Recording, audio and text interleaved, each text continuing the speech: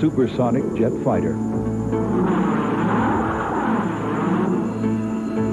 Millions of dollars worth of technology melded together into one of the most lethal packages ever devised. But the most important factor in its success is made of flesh and blood. Fighter pilots. Their job is air superiority. To protect friendly aircraft and to intercept and shoot down enemy aircraft.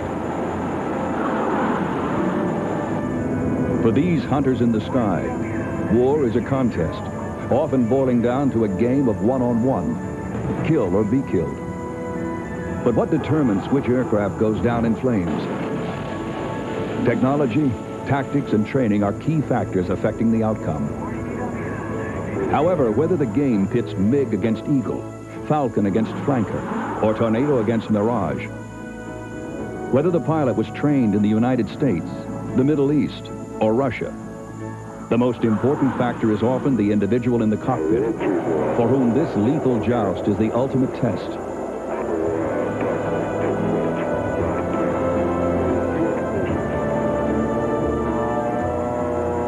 In the words of Manfred von Richthofen, the legendary German ace of World War I, the quality of the crate matters little. Success depends upon the man who sits in it. For U.S. Air Force Captain Steve Ritchie, an engagement with two MiG-21s over North Vietnam lasting 1 minute and 29 seconds would be a moment when everything gels. Training, tactics, technology, and luck would all play a vital role in the outcome of the battle. July 8th, 1972.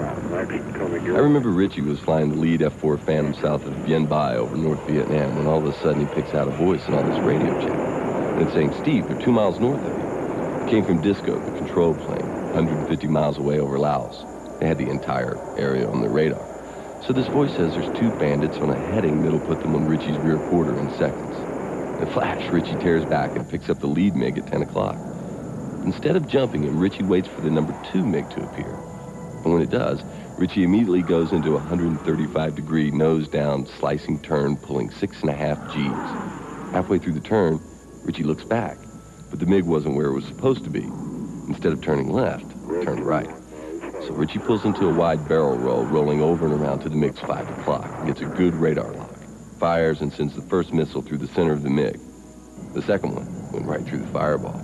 Meanwhile, the other MiG was about in position to fire at the number 4 Phantom, so Ritchie turns for the MiG's 5 o'clock. So what does the MiG pilot do? He pulls right around into Ritchie. But Ritchie's got him in the crosshairs, and de Bellevue, his backseat man, yells the lock is good, and Ritchie fires a Sparrow. But as it releases, it begins to snake, like its guidance system had found. So, de Bellevue told me Ritchie started talking to the missile, talking to it. He's saying, "The target's over here, the target's over here." Suddenly, like it hears him, the damn thing does a 90-degree turn and slams right into the MiG. The explosion was incredible. I mean, Ritchie talked that missile in. It was unbelievable. It was Ritchie and de Bellevue's 3rd and 4th MiGs. Ritchie became the Air Force's first ace in Vietnam. He would later say the July 8th mission was the most intense, the most exciting, the most perfect mission that he ever flew. One of those days when it all came together. 1 minute and 29 seconds to draw on almost every life experience that he ever had. Everything that was part of his makeup, training, and education had to come together and work. And it did. As Ritchie said, few people ever get to experience a moment when everything gels. And it's a feeling that's hard to describe.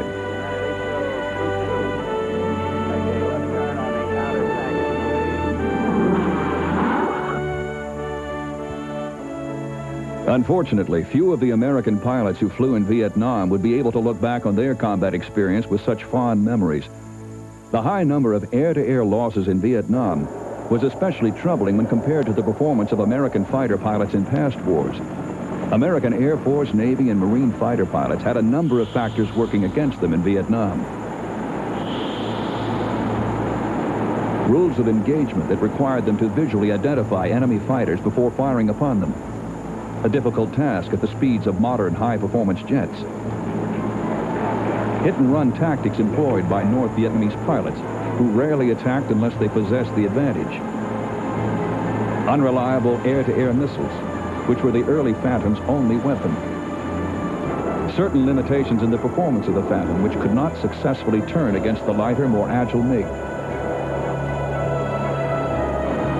Studies of the air war in Vietnam also concluded that the performance of the American fighter pilots would be significantly improved through realistic combat training, which meant thorough familiarization with the tactics and limitations of enemy fighter aircraft, especially in relation to the limitations of their own aircraft, and a return to basic training in air combat maneuvering, or ACM, the modern high-speed equivalent of dogfighting. But could training make aces? The Navy was the first American service to answer that question. In 1969, it established an advanced fighter weapons program, better known as Top Gun, to serve as a PhD course for Navy and Marine fighter pilots. The home of Top Gun, the Miramar Naval Air Station at San Diego, California, became known as Fighter Town, USA. The program of individualized instruction in air combat maneuvering, weapons training, and adversary tactics paid immediate dividends. The Navy pilots began shooting down more MiGs over North Vietnam during a period in which the scores of Air Force fighter pilots actually declined. One of the first pilots to complete the course, Randall Duke Cunningham, became the first ace in Vietnam and went on to serve as an instructor at Top Gun. Cunningham summed up the basics of air-to-air war by saying, "In air combat, there are no points for second place." Top Gun was only the beginning. December 1989. American and Allied aircraft filled the skies over a hostile desert battlefield. We were going with a full strike package. Transports, fighters, attack aircraft, everything coordinated by radar from the AWACS orbiting above us. I was with a group of F-15s running fighter escort when the AWACS controller warned us bandits were coming in, fast movers. We knew they'd be flying the standard Soviet formation directed by ground control radar, so we punched in a course to intercept and headed after them. Two of our Eagles nearest the bandits went right in for target radar lock, but they started some radical jinking and banging that surprised the hell out of us. We got into firing range about 10 miles and started pulling some high G turns ourselves, but those enemy pilots were good. It took everything we'd tested and practiced in years of training to handle the stunts these guys were throwing at us. Finally, we got a lock, fired our Sparrows.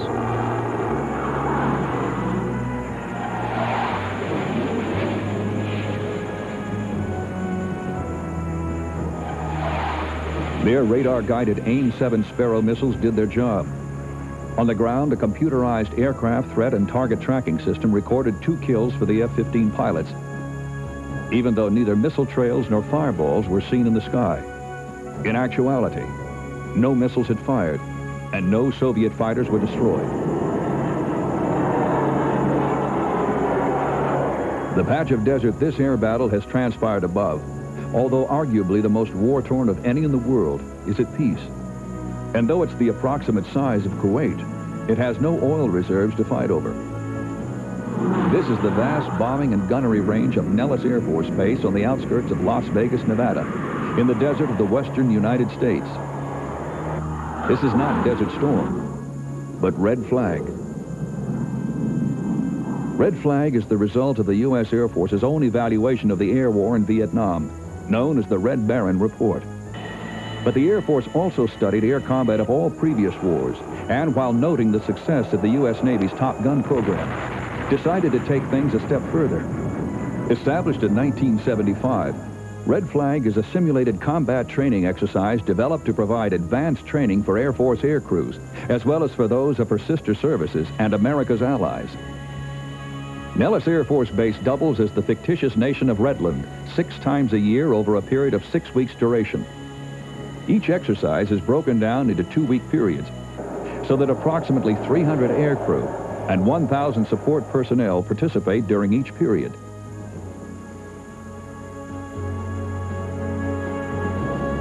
Participants are selected from United States Air Force, Navy, Marines, and Army aviation units, and those of the United States allies. Red Flag exercises in the past have included air crews from Britain, France, Italy, Canada, Saudi Arabia, Germany, and Singapore.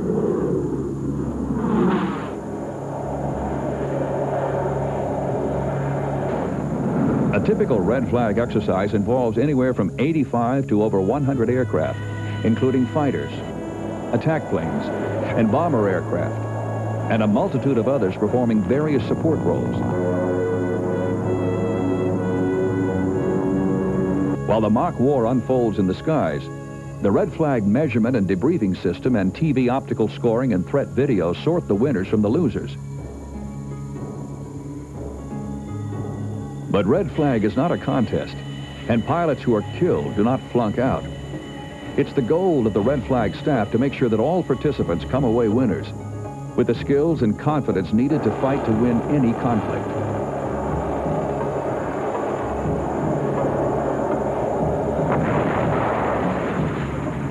To simulate air-to-air combat, red flag pits the visiting airmen designated the Blue Force against members of the 414th Composite Training Squadron, known as the Red Force or aggressors.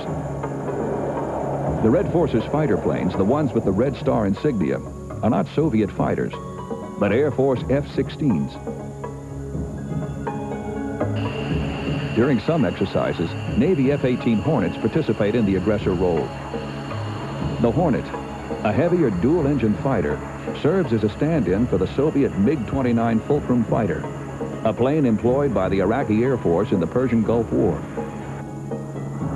While red flag participants fire only simulated missiles and are graded by electronically tallied kills, the participants in another Air Force-sponsored event receive more tangible proof of their abilities.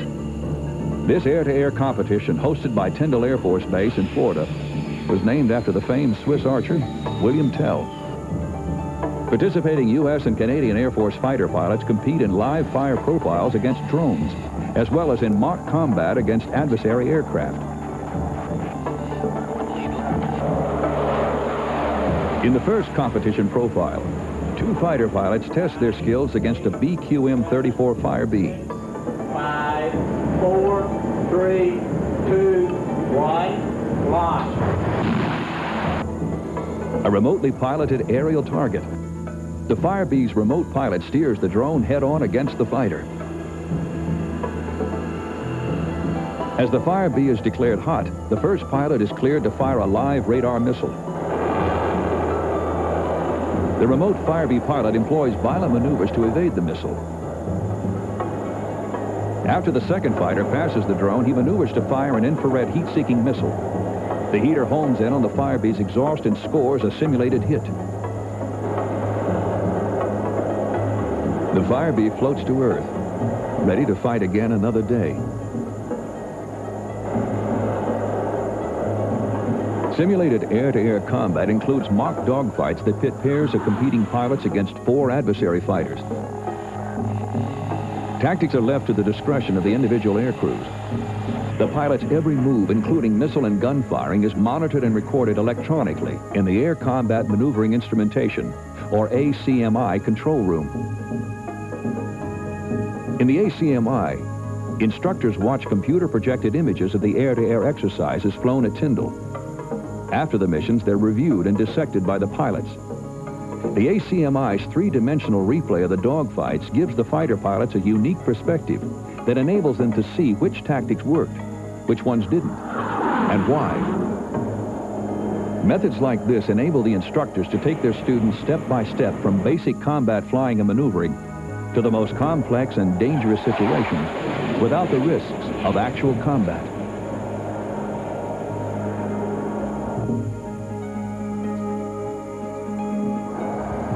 The simulated air combat exercises and live fire scenarios of William Tell represent advanced techniques for providing fighter pilots with realistic air combat training.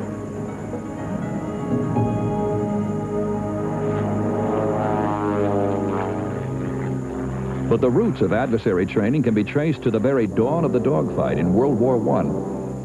The legendary German ace, Oswald Boelcke, who was credited with shooting down 40 Allied aircraft, used captured enemy aircraft to drill the pilots of his own hand-picked fighter squadron.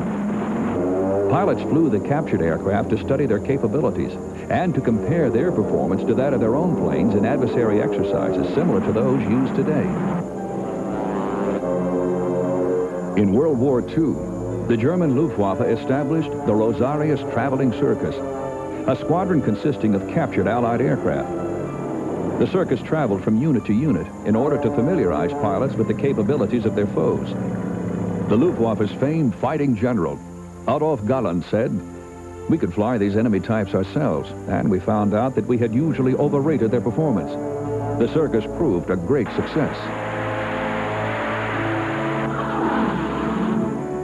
Historically, adversary training at Red Flag and Top Gun has pitted blue forces using Western aircraft and tactics against red forces, whose aircraft and tactics emulate those typically employed by the air forces of the former Soviet Union. In 1991, the Soviet Union officially ceased to exist, and the Cold War, for all intents and purposes, ended with it. The dissolution of America's former arch rival, however, did not mean the demise of the real red forces.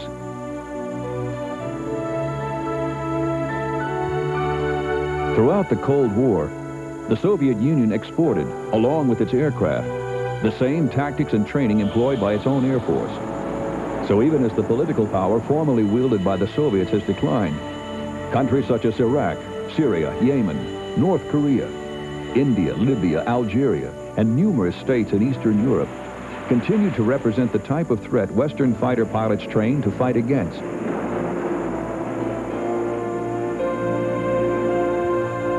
Soviet fighter doctrine was revolutionized during World War II by Russia's greatest ace, Sasha Pokrishkin. Pokrishkin shot down 59 German fighters during the war, but far more pervasive was the influence of his leadership and contributions to aircraft design and tactics. Soviet fighter pilots had been trained to fight only in the horizontal plane, flying parallel to the ground.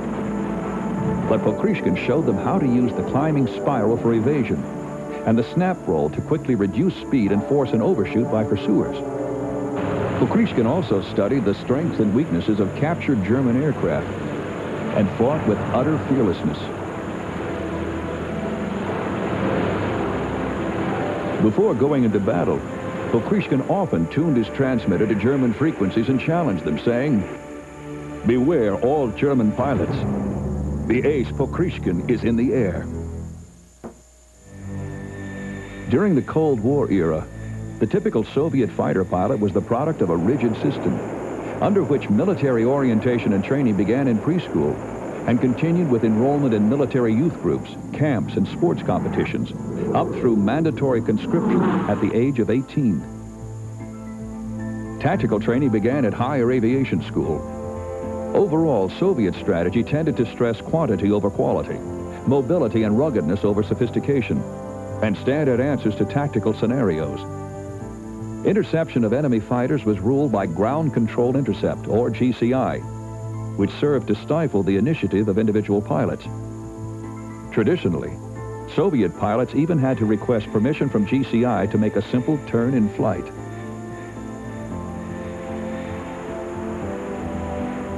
These methods were employed by Soviet-trained and equipped MiG pilots in Vietnam.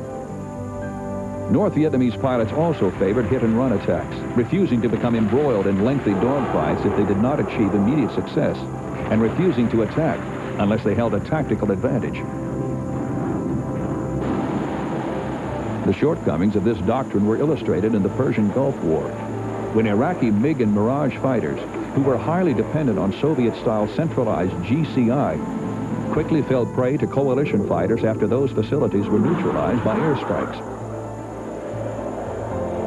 However, in the years leading up to Perestroika, Soviet training began a shift toward flexibility, initiative, and realistic combat training similar to, but on a much smaller scale than the U.S. Air Force's Red Flag. But one notable difference remained: an apparent emphasis on offensive training at the expense of defensive tactics. In Soviet doctrine, it's believed that since a fighter has no weapons that fire backwards, the best defensive move is always to turn towards the enemy, never away from it. Bold tactics like this engender a spirit of aggressiveness in Soviet pilots, but inevitably leave them at a disadvantage in the highly fluid environment of air-to-air combat, where the line between offense and defense is often blurred. Ironically, the end of the Cold War saw many Soviet fighter pilots face their greatest challenge yet. Economic conditions and an uncertain future had a devastating effect on the pilots' morale. One officer complained, "In the United States, a man in uniform enjoys great social respect. His welfare provisions are high. In our country, this has long been a failure. A young military pilot averages between 240 and 250 rubles per month. This is half as much as a bus driver gets. These conditions raise serious questions regarding the effectiveness of Soviet forces should they be called into combat.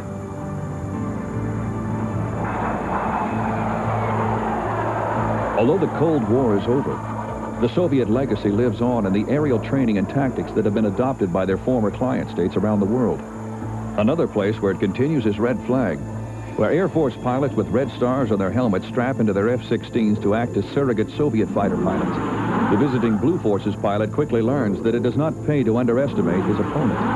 Above all, Soviet pilots have a reputation for aggressiveness, and so do the adversary pilots at Red Flag.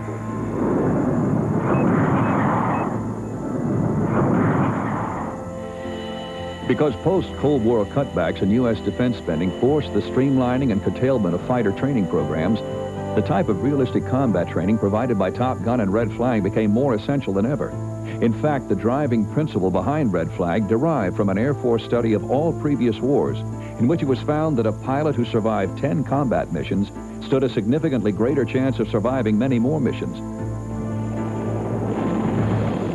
Even in World War I, when pilots were often sent to the front with only 15 hours of solo flying under their belts, a high premium was placed on experience. British ace Ira Taffy Jones said, "It's wonderful how cheered a pilot becomes after he shoots down his first machine. His morale increases by at least 100%.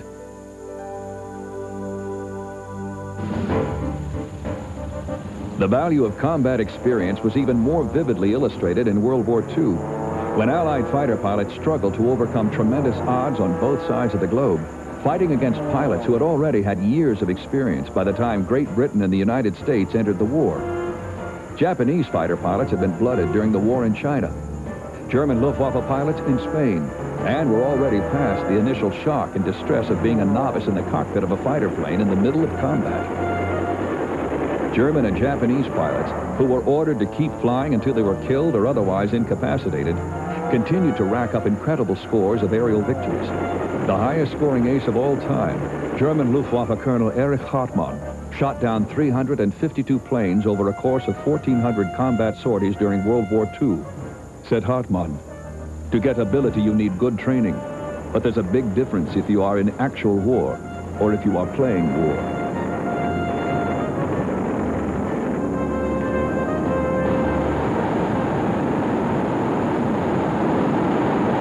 One jet pilot described an aerial joust between two opposing fighters as being like a knife fight in a phone booth. Mean, tough, and quick, with no room for mistakes.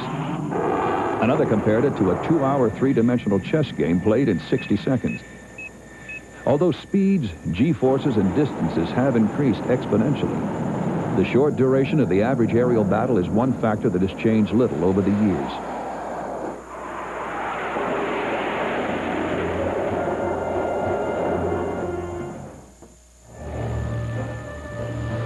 During World War I, leading Allied aces like Billy Bishop came to realize that when they were successful, the fight would be short. The burst of fire that killed would usually occur within the first minute of engagement.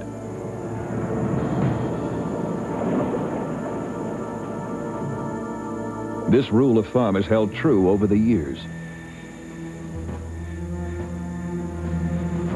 The final outcome of a fight is almost always decided within the beginning 30 seconds. With the very first turn executed. Ironically, although mastery of air combat maneuvering is vital, fighter pilots are trained to avoid close-in encounters whenever feasible. Radar-guided missiles make it possible for intercepts to occur at distances that are beyond visual range. When an alert opponent successfully avoids these missiles, however, air-to-air combat requires the same basic skills that were required back in the days when seat-of-the-pants flying skills were at a premium.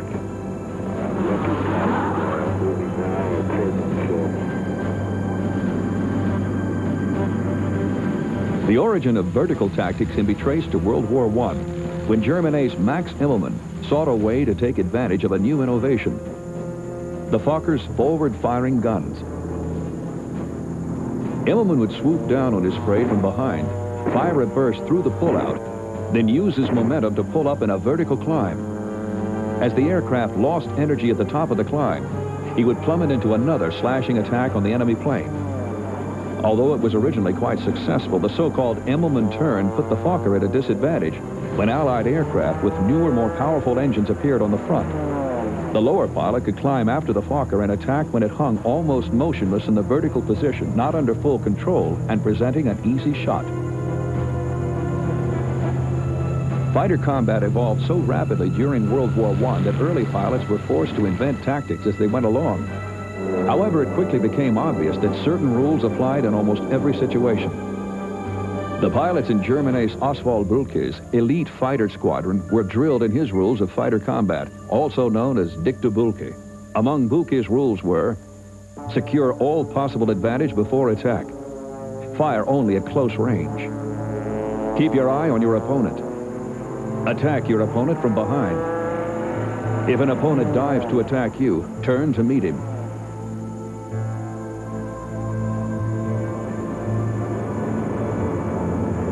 Famous aces from every nation spanning the history of air combat have stressed the importance of Bülke's first rule: secure all possible advantage before attack, by employing speed, surprise, flying out of the sun, and various other factors.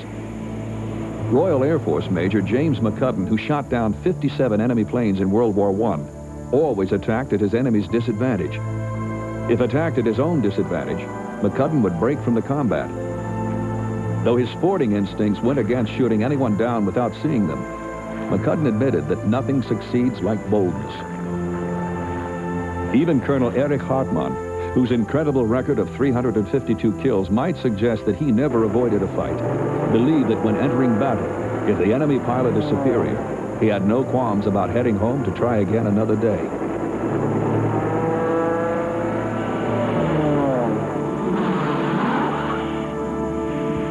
But Bülke's first rule has probably never been as effectively employed as in Lebanon's Bekaa Valley in 1982, when the Israeli Air Force took on Soviet-supplied Syria. The Israelis deployed their fighters, like these American F-15s, in a mobile screen that ranged ahead of strike aircraft to spearhead a head-on forward hemisphere attack. The outgunned and outclassed Syrian Air Force was quickly overwhelmed. Many of the Syrian planes, like these Soviet MiG-21s and MiG-23s, were shot down before they had even retracted their landing gear. In only 3 days of fighting, the Israeli fighters shot down 82 Syrian planes with no loss of their own aircraft.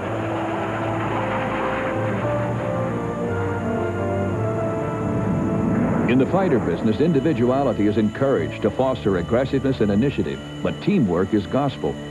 Here again, the foundations of fighter doctrine can be traced to Oswald Bülke, who is credited with originating the concept of the wingman. Formations of fighters were broken up into pairs, consisting of a leader and a wingman, whose responsibility was to watch the leader's tail during attack, or press the attack himself when the leader was executing a defensive maneuver. Ironically, Bülke's death occurred when he collided with his own wingman, as each pilot attempted to gain a shot opportunity on an enemy aircraft. By forgetting his wingman's position, the master had ignored one of his own rules. During the early months of World War II in the Pacific, teamwork between pairs of aircraft provided the answer to the crisis facing American fighter pilots in battles against the Japanese Zero. The Zero could outturn and outclimb the F-4F Wildcat flown by United States Navy fighter pilots. But with the Wildcat's superior armor, armament, and roll rate, Lieutenant Commander John Thatch discovered that a pair of Wildcats was better than one Zero. In this tactic, which became known as the Thatch Weave, two Wildcats attacked by a Zero would counterattack while executing a rolling scissors maneuver, leaving one pilot free to watch the other's tail during the attack.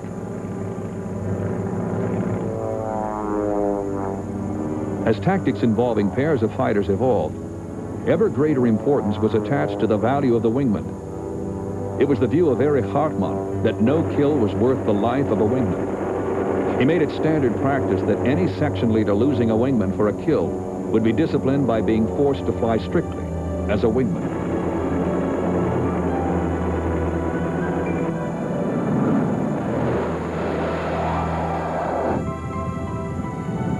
Navy pilots in Vietnam employed a variation of Luftwaffe double attack tactics known as loose deuce, in which a leader and a wingman could, depending on the situation, switch roles as they flew, and thus a wingman would become a shooter.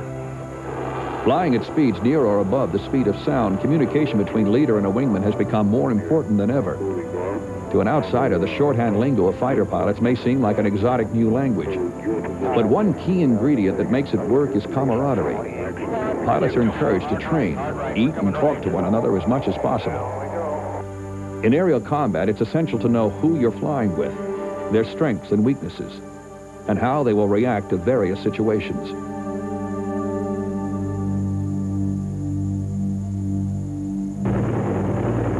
Whether a pilot was flying in the open cockpit of a Sopwith Camel or keeping track of multiple bogies on the heads-up display of an F-16, no maneuver or tactic has ever been as important as being able to see the enemy before the enemy sees you.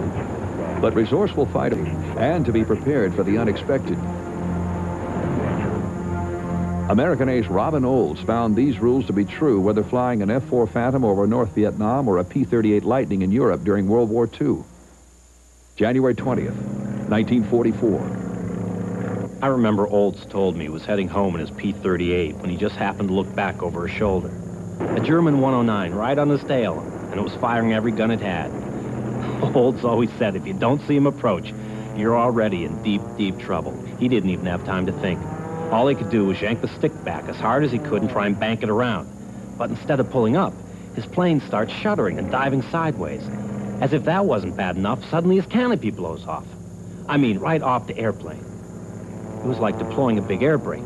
The plane slowed way down real fast, and the German shot right by him. All Olds had to do then was roll his wings level, put the 109 in his sights, and bang! He had his third kill of the day. The point is, Olds was up to his armpits in problems, and suddenly the advantage was his. And he sure as hell took it. Like Olds said, nothing is a set piece. You can count on it. No two fights are the same, ever.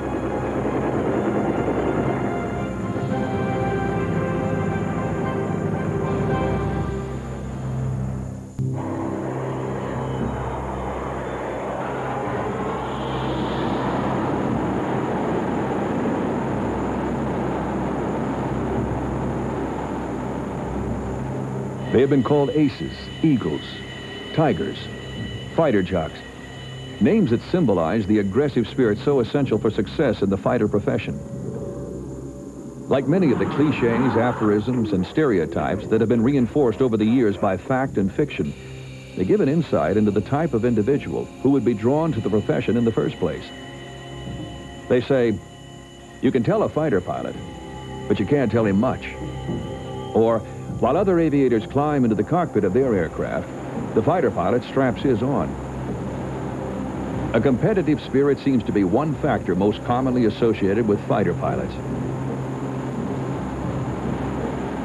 Before becoming a fighter pilot, American World War I ace Eddie Rickenbacker had been a race car driver. U.S. Marine ace Pappy Boyington, a wrestler. Vietnam aviator James Stockdale and numerous others had excelled in football. This drive to excel frequently extends even after they join civilian life. Many have gone on to become leaders in industry, politics, and, not surprisingly, the field of aviation.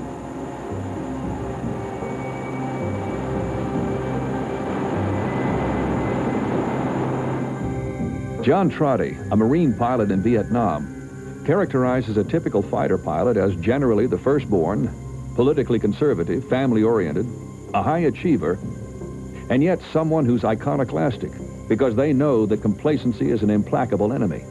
To Trotty, being a fighter pilot is a form of glorified madness. He marvels at the fact that pilots are paid money to do something they consider so much fun.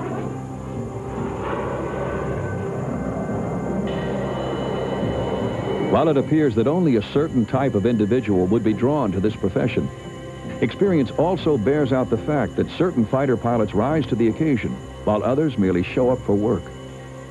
Success in battle has often boiled down to a combination of factors, including, more often than not, being in the right place at the right time.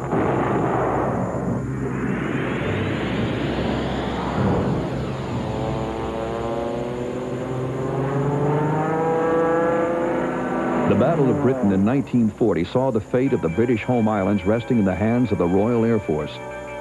Hundreds of brave fighter pilots rose to the challenge of the Luftwaffe against incredible odds. But even in this scenario, British ace Johnny Johnson observed a curious phenomena as the pilots donned their gear for battle. According to Johnson, pilots fell into two broad categories. Those who are going out to shoot, and those who secretly and desperately know they will be shot at. The hunters and the hunted. The hunters walk out to their Spitfires for a pre-flight check and for a word or two with their ground crews, tie on their Mae Wests, check their maps, study the weather forecast, and have a last-minute chat with their leaders and wingmen. The hunted devote this time to making sure their escape kits are packed, including a packet of French francs, two if possible, a compass and a revolver, and sometimes specially made clothes to assist their activities once they were shot down. When they went through these agonized preparations, they reminded me of aged countrywomen, meticulously checking their shopping list before catching the bus for the market town. fortunately for Great Britain, the majority of RAF pilots were hunters.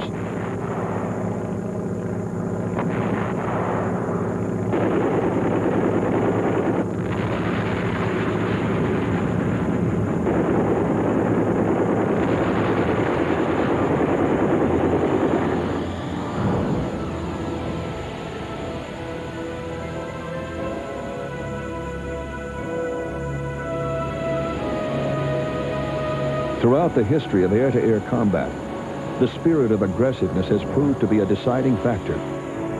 The words of some of the most famous aces of all time make this abundantly clear. The aggressive spirit, the offensive, is the chief thing everywhere in war, and the air is no exception. Only the spirit of attack born in a brave heart will bring success to any fighter aircraft, no matter how highly developed it may be. Fighting spirit one must have. Even if a man lacks some of the other qualifications, he can often make up for it in fighting spirit. I never went into the air thinking I would lose.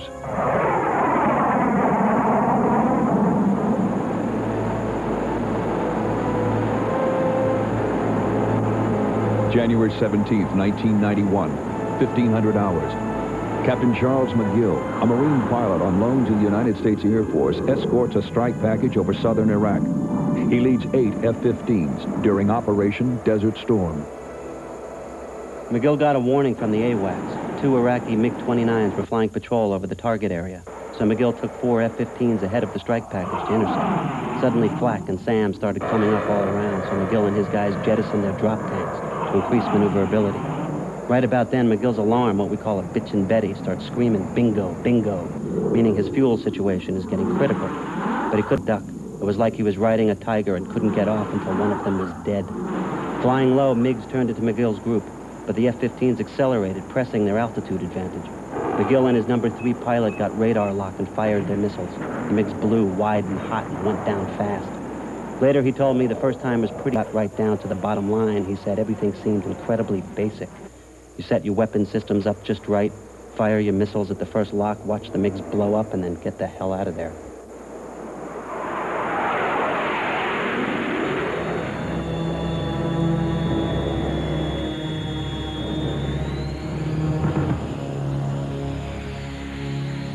To the layman, McGill's actions would hardly seem incredibly basic. But thanks to years of intensive training and dedication to his craft, just as important, McGill had experienced his first taste of actual combat and survived. In accordance with the odds, he led all others in aerial victories. For the fighter pilot, just being a member of the world's most elite fighting profession generally means the fulfillment of a lifelong dream. Success, victory in air-to-air combat means the culmination of years of emerged triumphant in the most sophisticated, most lethal arena man has ever devised. He's given extraordinary opportunities to become the type of person that he is. He's basically force-fed as much information and capabilities as possible. Trained to fly in some of the best airplanes in the world. Trained on the most extensively technologically advanced systems like the ACMI. Small wonder, then, that in fact and fiction, Fighter pilots are portrayed as competitive, cocky, even arrogant. And why not? The motto of the U.S. Navy's Top Gun training program says it all. Fight to fly, fly to fight, fight to win. That's what all the training's about. The one person it's all set up for. The goal of the fighter pilot is to be the best. He has to be ready to prove it. Anytime, any place, against any threat.